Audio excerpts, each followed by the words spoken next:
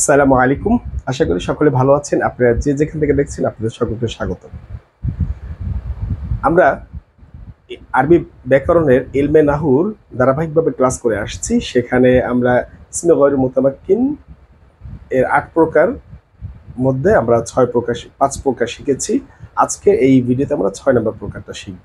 তো আমরা ধারাবাহিক ফুল কোর্স ইলমে নাহুর ফুল কোর্সের ভিতরে আমরা এই ভিডিওগুলো তৈরি করছি। তো আশা করি এখানে যদি আপনাদের কেউ ইলমে নাহুর উপর ফুল কোর্স করতে ইচ্ছা থাকে, আপনি আমাদের এই চ্যানেলের এই প্লে লিস্টে যদি দেখবেন লেখা আছে ইলমে নাহু এর ফুল আরবি গ্রামার, ইলমে নাহু এর ফুল কোর্স। এখানে যদি কেউ ফুল কোর্সটা করতে চায় তার আশা করি সে এখানে পুরো ভিডিওগুলো পেয়ে যাবেন। আর ইলমে নাহু সম্পর্কে তার যদি কারো কিছু জানার থাকে খুঁটিনাটি, ইনশাল্লাহ এই ভিডিওগুলোর ভিতরে আপনি পেয়ে যাবেন। আশা করি এই ভিডিওগুলো দেখলে আপনার আর ইলমে নাহু সম্পর্কে কোনো প্রশ্ন থাকবে না। তো চলুন আমরা ধারাবাহিকভাবে আজকে আমরা যে বিষয়টা শিখবো সেটা হচ্ছে ইসমে জরফ বা ইসমুল জুরুফ। ইসমুল জুরুফ কি? ইসমে জুরুফ বা ইসমে জরফ মানে কি? ইসমে জরফ দ্বারা বোঝায় কোনো কাজ করার স্থান বা সময়। কাজ করার স্থান বা জায়গা বা সময়। কাজ করার, ঠিক আছে, কাজের স্থান বা জায়গা, এক কথায় এটা হচ্ছে আমাদের ইলমু সরফের সংজ্ঞা ইসমে জরফ। কিন্তু নাহুর যে সংজ্ঞাটা সেখানে কি বলতে হবে? সময় বা স্থান। সময় বা স্থান। ইসমে জরফ একটা হচ্ছে ইলমু সরফের ভিতরে আছে ইসমে জরফ, সেটা হচ্ছে কাজ করার সময় বা স্থান। আর এখানে নাহুর ভিতরে যেটা হবে সেটা হচ্ছে সময় বা স্থান, কাজ করার সময় বা স্থান। এটা এখানে উল্লেখ করতে হয় না, আর এখানে উল্লেখ করলেও কোনো অসুবিধা নেই। এটা এখানে উল্লেখ করলেও কোনো অসুবিধা নেই। তবে সেটা আমরা এখন জানবো যে এখানে বেসিক কথাটা আমাদের এভাবে রাখতে হবে, কারণ আমরা কিছু কিছু এসএম দেখবো কাজ করার সময় নির্দিষ্ট সময়ে নাও বোঝাতে পারে, কিংবা স্থানও নির্দিষ্ট করে কাজ করার জায়গা নাও বোঝাতে পারে, স্বাভাবিকভাবে মানে সময় বোঝাতে পারে অথবা স্থান বোঝাতে পারে, এরকম হতে পারে। তো এই জন্য এখানে আমরা কাজ করার কথাটা বলবো না। তাহলে ইসমে জরফের সংজ্ঞাটা আমরা কি বলবো? সংজ্ঞাটা বলবো যে ইসেম দ্বারা, যে ইসেম দ্বারা, আমি সংজ্ঞাটা বলে দিচ্ছি, লিখলে অনেক সময় লাগবে। যে ইসেম দ্বারা, যে ইসেম দ্বারা, যে ইসেম দ্বারা কি বোঝায়? স্থান, স্থান বা সময় বোঝায়। যে ইসেম দ্বারা, যে ইসেম দ্বারা স্থান বা সময় বোঝায়, যে ইসেম দ্বারা স্থান বা সময় বোঝায় তাকে ইসমে জরুফ বলে, তাকে ইসমে জরফ বলে বা ইসমে জরুফ বলে, কথা একই। এক বচনে জরফ আর বহু বচনে জরুফ। তাহলে কাজ করার স্থান বা সময় হতে পারে, কাজ না করার স্থান বা সময় হতে পারে, সেটা আমরা দেখব এই ইসমে জরফের ইসেমগুলো থেকে, ইসমে জরফের ইসেমগুলো থেকে কোনটার ক্ষেত্রে কাজ বলবো, কোনটার ক্ষেত্রে কাজ বলবো না। ঠিক আছে, সে বিষয়ে কাজ কথাটা কোনটার ক্ষেত্রে বলবো কোনটার ক্ষেত্রে বলবো না, সে বিষয়টা আমরা এখন দেখবো। ইসমে জরফের সংজ্ঞাটা শিখলাম। সংজ্ঞাটা হচ্ছে যে এসএম দ্বারা স্থান বা সময় বোঝায়, যে এসএম দ্বারা স্থান বা সময় বোঝায় তাকে ইসমে জরফ বলে। বুঝতে পেরেছি? এক ধরনের এসএম আছে শুধু স্থান বা জায়গা বুঝাবে, শুধুমাত্র জায়গা বুঝাবে। আরেক ধরনের এসএম আছে শুধুমাত্র কি বুঝাবে? সময় বুঝাবে, তাদেরকে ইসমে জরুফ বলা হয়। তা আশা করি এতটুকু আমরা বুঝতে পেরেছি। তো এখান থেকে এখন মুছে দেই, এটা মুছে দেই সংজ্ঞাটা। ইসমে জরফের একটু প্রকার আছে। ইসমে জরফের আমরা প্রকার যদি জানতে চাই, এর প্রকার, এর প্রকার, এর প্রকার হলো দুটি। এক নম্বরে জরফে জামান, দুই নম্বরে জরফে মাকান। এক নম্বরে জরফে জামান, দুই নম্বর হচ্ছে জরফে মাকান। জরফে জামান দ্বারা কি বোঝায়? সময়। জরফে জামান দ্বারা বোঝাবে সময়, আর জরফে মাকান দ্বারা বোঝাবে স্থান। তাহলে এই ইসমে জরফটা হলো দু প্রকার। ইসমে জরফটা হলো দুই প্রকার। নাম্বার ওয়ান জরফে জামান, নাম্বার টু জরফে মাকান। জরফে জামান দ্বারা বোঝাবে সময় জাতীয় যে এস এম, সময় জাতীয় যে এস এম গুলো সময় প্রকাশ করে, যে এস এম গুলোর ভিতরে একটা সময় পাওয়া যায়, যে এস এম গুলোর ভিতরে কি পাওয়া যায়, একটা সময় পাওয়া যায়, সেগুলোকে বলা হয় জরফে জামান। আরেক ধরনের এস এম আছে যেগুলোর ভিতরে শুধু জায়গা উল্লেখ থাকে, যে যেখানে জায়গা পাওয়া যায়, যে সময় যে এস এম গুলো উল্লেখ করলে, যে এস এম গুলো পড়লে একটা জায়গার কথা বুঝায়, জায়গার ইঙ্গিত করে, সেই এস এম গুলোকে বলা হয় জরফে মাকান। জরফে মাকান। আশা করি বুঝতে পেরেছি জরফে ইসমে জুলফ কাকে বলা হয়, যে এস এম দ্বারা যে এস এম দ্বারা স্থান বা সময় বোঝায় তাকে ইসমে জরফ বলে। ইসমে জরফ এটা দুই প্রকার, এক নম্বর হচ্ছে জরফে জামান, দুই নম্বর হচ্ছে জরফে মাকান। এক নম্বর হচ্ছে জরফে জামান, দুই নম্বর হচ্ছে জরফে মাকান। আচ্ছা, এটা গেল। এখন আমরা এই এক নম্বরটা দেখব। এখন এই দুই প্রকার দেখলাম, তার ভিতরে আমরা এক নম্বরটা দেখব যেটা সময় বোঝায়। এখন এই এই যে জরফে জামান কাকে বলে, জরফে জামান কাকে বলে, এখানে আমরা এখন সংজ্ঞায় বলবো। যে এস এম, যে সমস্ত এস এম কোনো কাজের সময় বোঝায়, কোনো কাজের সময় বোঝায়, এখানে এখন কাজের কথাটা আসছে। যে এস এম কোনো কাজের সময় বোঝায়, যে এস এম কোনো কাজের সময়কে বুঝাবে, যে এস এম কোনো কাজের সময়কে বুঝাবে, তাদেরকে আমরা কি বলবো, জরফে জামান। জরফে জামান। যে এস এম কোনো কাজের সময়, কথাটা ভালো করে খেয়াল করুন, যে এস এম কোনো কাজের সময়, কাজের কাজের সময়কে বুঝায়, তাকে কি বলা হয়, জরফে জামান। জরফে জামান। তাহলে তারা কি কি একটু তারা দেখব। এখন এক নম্বরে যদি আমরা বলি তাদের জরফে জামানের সংজ্ঞা তো আমরা বুঝলাম। নাম্বার ওয়ান, নাম্বার ওয়ানে বলতে পারি ইজ। ইজ মানে যখন, ইজ মানে যখন। ইজ ইজ ইউবাইউনাকা ইন্নামা ইউবাইউনাল্লাহ ইয ক্বালা আল্লাহ, আমরা বলি না, সেই ইজ। নাম্বার টু, নাম্বার টু তে আমরা যেটা বলতে পারি ইজা। ইজা। নাম্বার থ্রি ইযা জা নাসরুল্লাহি ওয়াল ফাত, ইযা জা, কত কিছু, ইযা জা কাল মুনাফিকুন, কত কিছু আগে বলতে পারি আমরা, ঠিক না, সেই ইসেম গুলো। নাম্বার থ্রিতে হতে পারে, মানে নাম্বার থ্রিতে হবে মাতা। মাতা নাসরুল্লাহ আছে না, সেই মাতা দুনিয়া, অনেক কিছু আছে। আচ্ছা, তিন। চার নম্বরে কি হবে, চার নম্বরে যেটা আছে, চার নম্বরে হচ্ছে কাইফা। ফাকাইফ ফাকানা আকিবাতুল মুকাযযিবিন, ঠিক না। পাঁচ নম্বরে যেটা হবে সেটা হচ্ছে আইয়ানা। আইয়া না। আচ্ছা, এগুলো অর্থ লিখে দেব, এগুলোর অর্থ লিখে দিব, কিন্তু এগুলার উদাহরণ আমরা এই যে মুখে তো বলে দিচ্ছি, এখন তো এটা আমরা বলে দিচ্ছি ইজ ক্বাল আল্লাহ, আপনি তো আর এখানে বেশি তো আর বুঝানোর কিছু নাই, ঠিক না, উদাহরণের। জাস্ট আমি বলে দিচ্ছি আপনাকে কোরআন শরীফ থেকে যে ইজ ক্বাল আল্লাহ, আবার রাসূলের হাদিসে পাবেন, এবার ইযা জাআকাল মুনাফিকুন, ইযা জাআ নাসরুল্লাহি ওয়াল ফাত, আপনি বলবেন মাতা নাসরুল্লাহ, হুম, ফাকাইফা কানা আকিবাতুল মুকাযযিবিন, তারপর কাইফা তাকফুরুনা বিল্লাহি ওয়া কুনতুম আমওয়াতান, তারপরে আইয়ানা তা'বুদুন। এই যে কোরআন শরীফে এই শব্দগুলো আমরা পড়ি, ঠিক না, এই যে এই ইসমে জরফে, মানে জরফে জামান থেকে এই শব্দগুলোকে আমরা ব্যবহার করি, পাঁচটা। আচ্ছা, আরো কিছু আছে। হুম, আমসি, যে ছয় নম্বরে, ছয় নম্বরে যদি লিখি আমসি, ছয় নম্বরে হবে আম সি। সাত নম্বরে হচ্ছে মুজ মুংজু। মুংজু মুজ। আচ্ছা, এটা হচ্ছে ছয় নাম্বার। সাত নাম্বার, এরপরে আট নাম্বার। আট নাম্বারে কি লিখবো, কত্ত। নয় নম্বরে আউদু।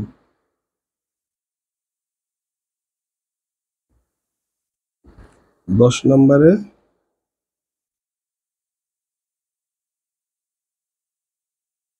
কবলু। হুম, 11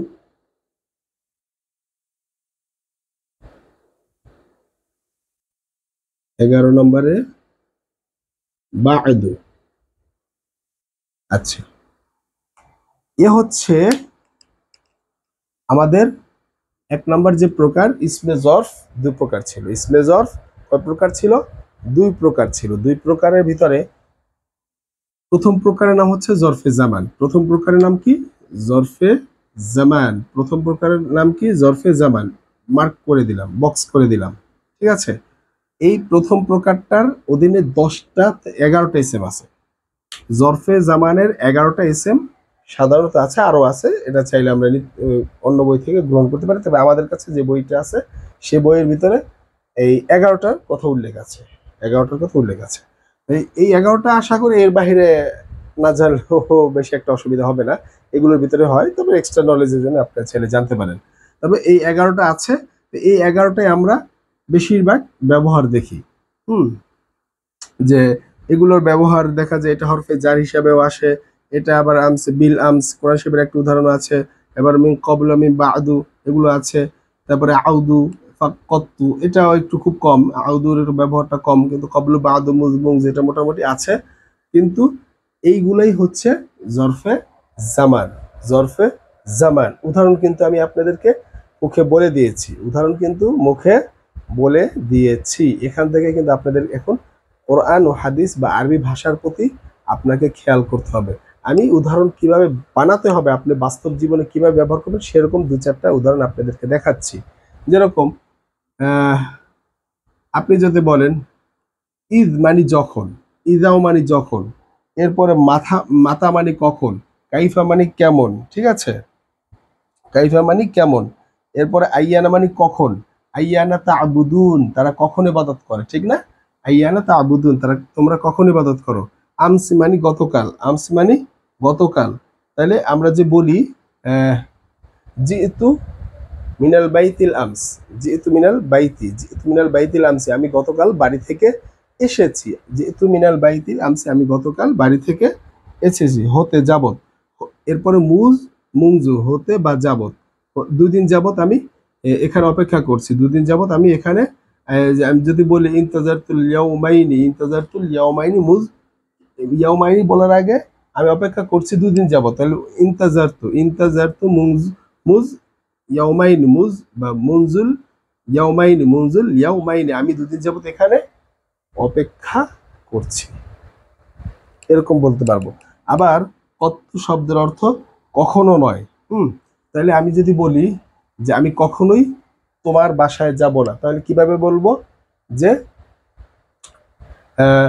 কত্তু কত্তু আযহাবু, আযহাবু বাইতাকা, আযহাবু বাইতুকা, আযহাবু বাইতুকা আমি তোমার বাসায় কখনোই যাব না, ঠিক আছে? এরপরে আউদু, আউদু শব্দের অর্থ কখনোই নয়, মানে কখনোই নয়, এটা কখনোই নয়। তাহলে কি বলবো?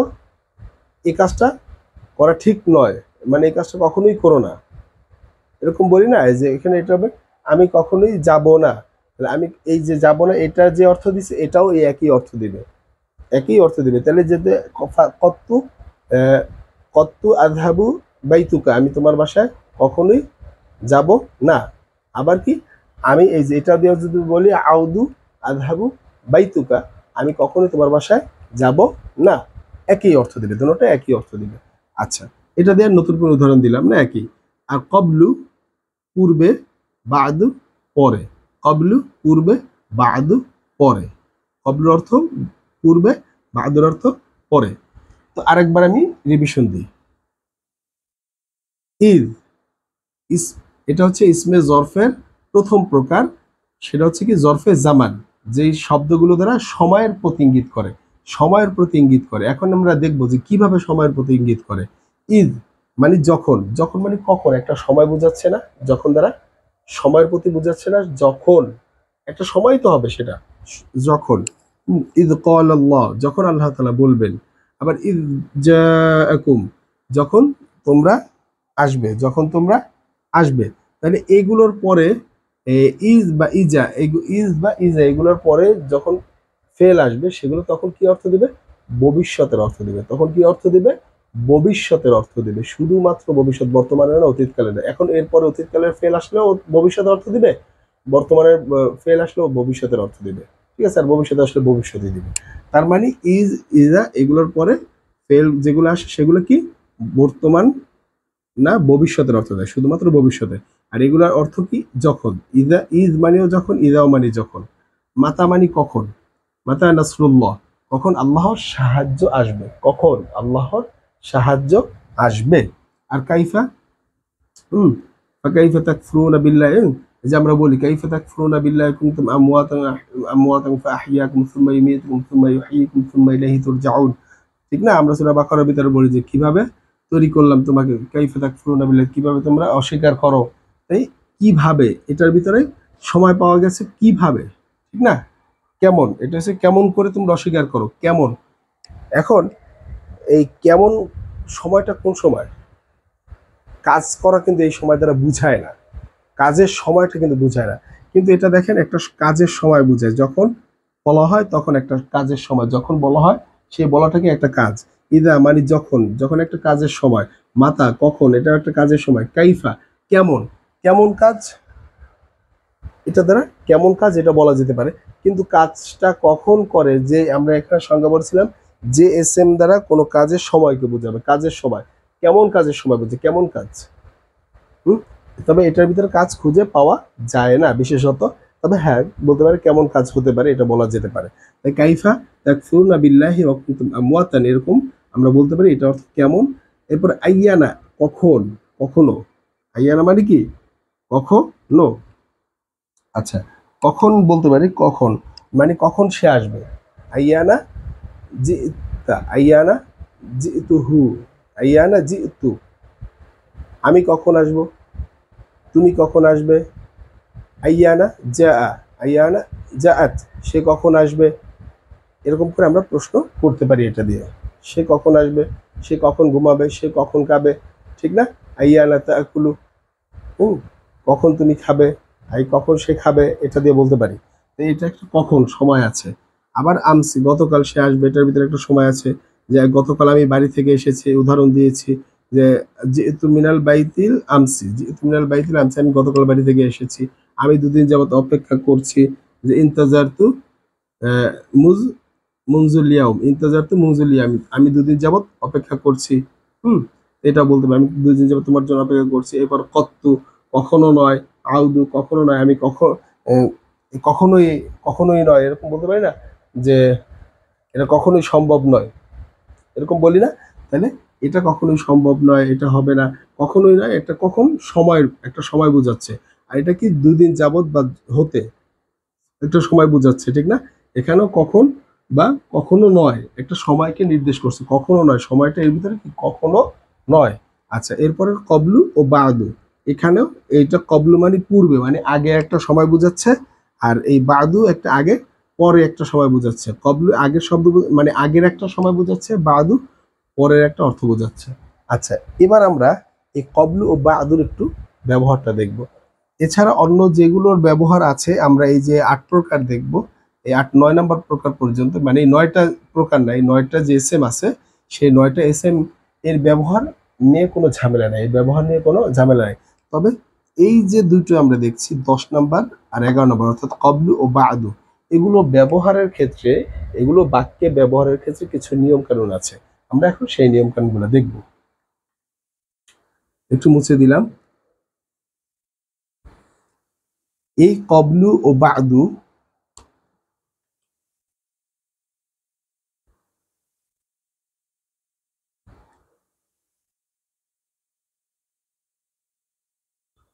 কবলু ও বাদু এর ব্যবহার,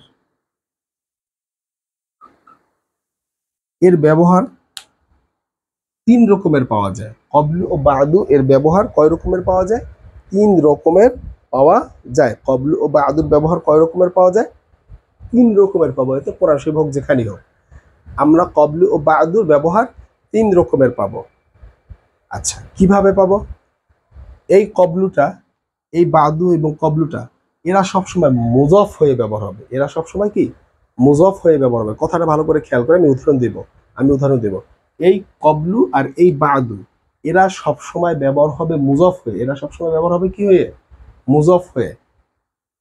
এরপরে মুজফ ইলাই আসে, মুজফ হইলে তো তারপরে মুজফ ইলাই আসবেই, মুজফ হওয়ার পরে তারপর কি আসবে, মুজফ ইলাই আসবেই। তাই সেই মুজফ ইলাইয়ের উপরেই নির্ভর করে এগুলো ব্যবহার করে। এই মুজফ ইলাইয়ের অবস্থা ভিন্ন ভিন্ন হবে, তিন রকম অবস্থা হবে। মানে তিন রকম কি, এই মুজফ ইলাইয়ের উপর ভিত্তি করে এই কবলু বাদুর অবস্থা তিন রকম হবে, অবস্থা তিন রকম। তিন রকমের মধ্যে দুই রকম এক ধরনের নিয়ম, আর একটা 3 নম্বর নিয়মটা একটু ভিন্ন। তাহলে এখন যদি আমরা একটু দেখি এগুলোর ব্যবহার, যে কবলু, এই কবলু, লু কখন থাকবে, বা দু কখন থাকবে। দেখেন এখানে একটা উদাহরণ দেখাই। আল্লাহ তাআলা বলছেন লিল্লাহিল আমরু মিন, পিছন থেকে লিখি,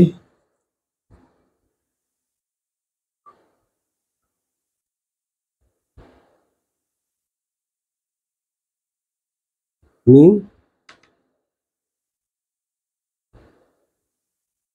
কবলু অমিন বাদ।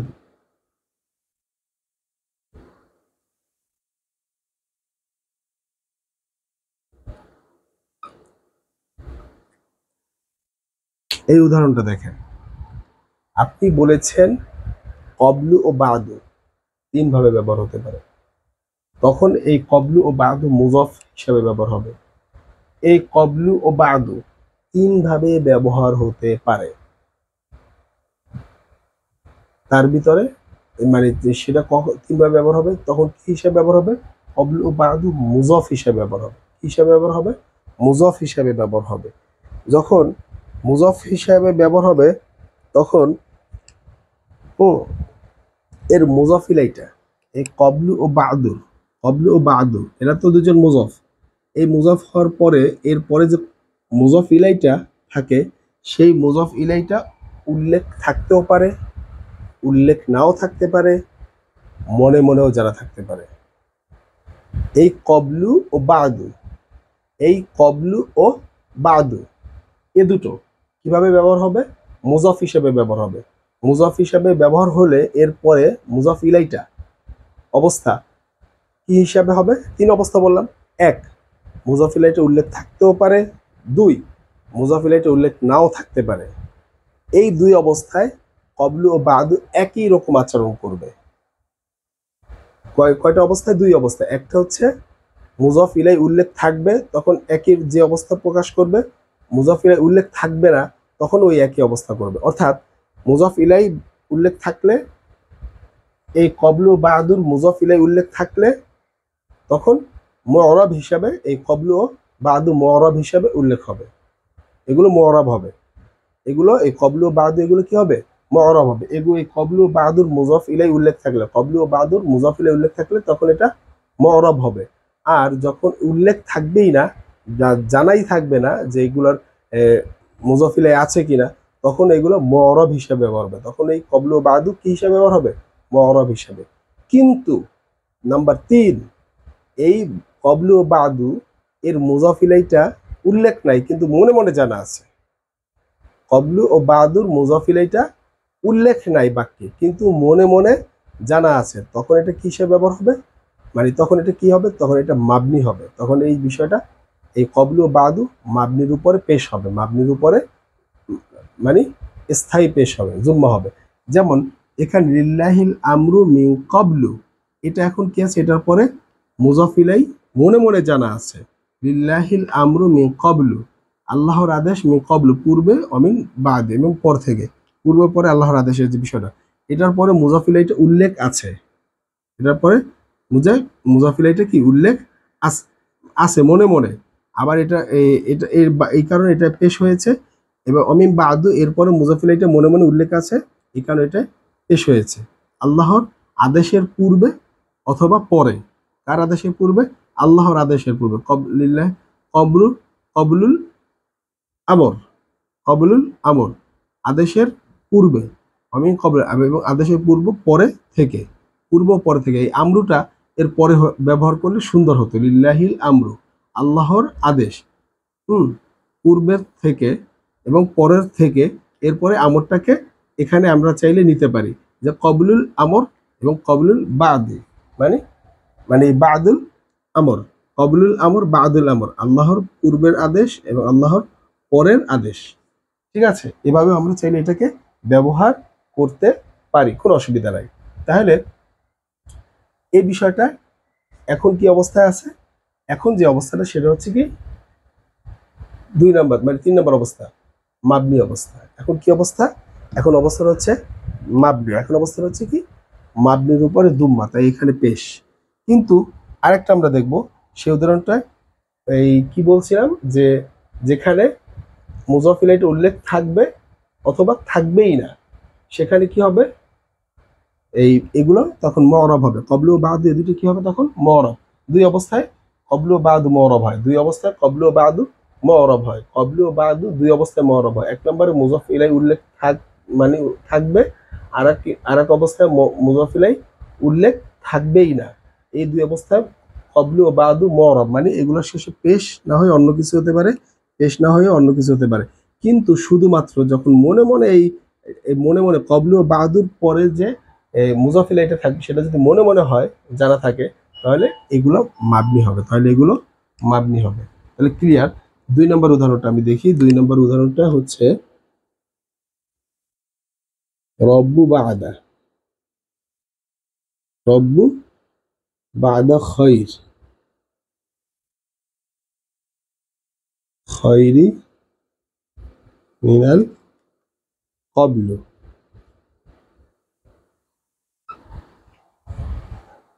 একটা জিনিস লক্ষ্য করি, রব্বু বাদা খৈরি মিনাল কবলু, এখানে মুজাফ ইলাইটা উল্লেখ আছে,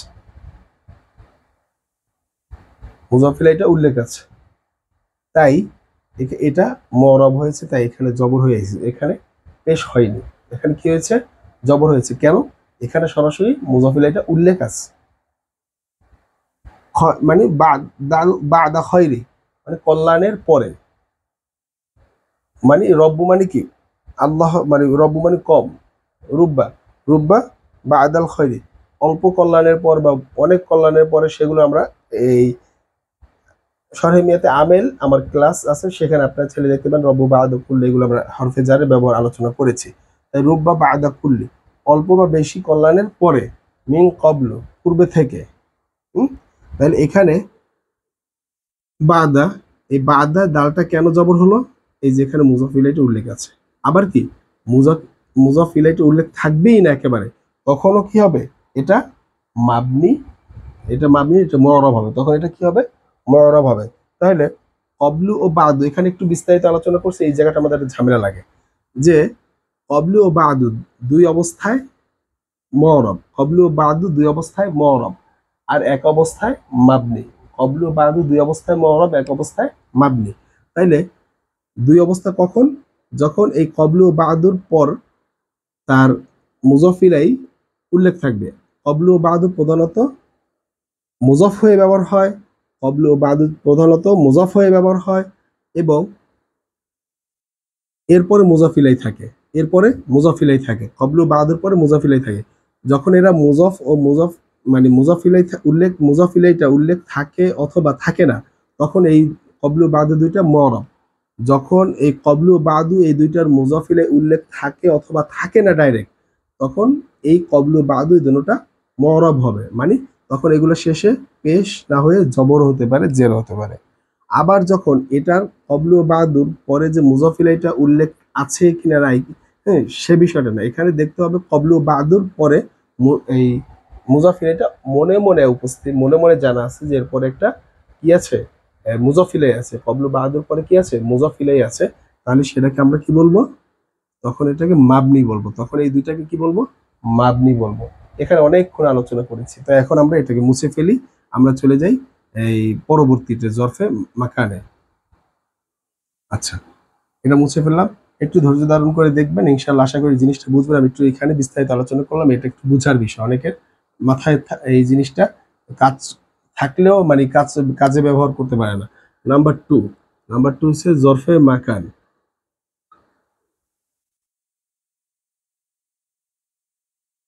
জরফে মাকানের ব্যবহার।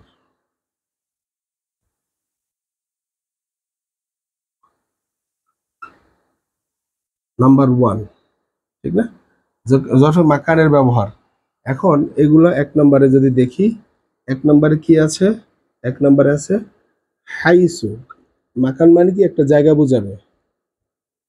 হাইসু, হাইসু মানে কি? হাইসু মানে যেখানে। 2 নম্বরে হচ্ছে উদ্দামু,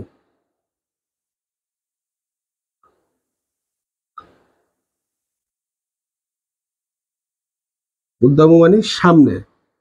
3 নম্বরে হচ্ছে খলফা, খলফা মানে পিছনে। 4 নম্বরে, 4 নম্বরে হচ্ছে কি? তাহতা।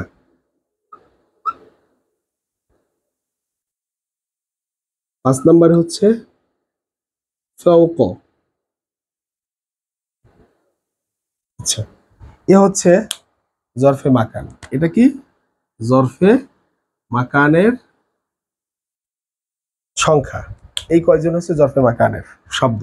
এই কয়জন শব্দ হচ্ছে কি? জরফে মাকানের ইসম। এরা হচ্ছে কি? জরফে মাকানের ইসম। আচ্ছা, এখন যদি বলি হাইসু, হাইসু অর্থ কি? যেখানে। কোরআন শরীফের অভাব নাই এগুলো ব্যবহার। হাইসুর শব্দের ব্যবহার কোরআন শরীফের অভাব নাই, আমরা সেখান থেকে খুঁজে নেব। এরপরে উদ্দাম, এটার ব্যবহার নাই বললেই চলে কোরআন শরীফে। হ্যাঁ, এরপরে খলফা, এটার ব্যবহার আছে।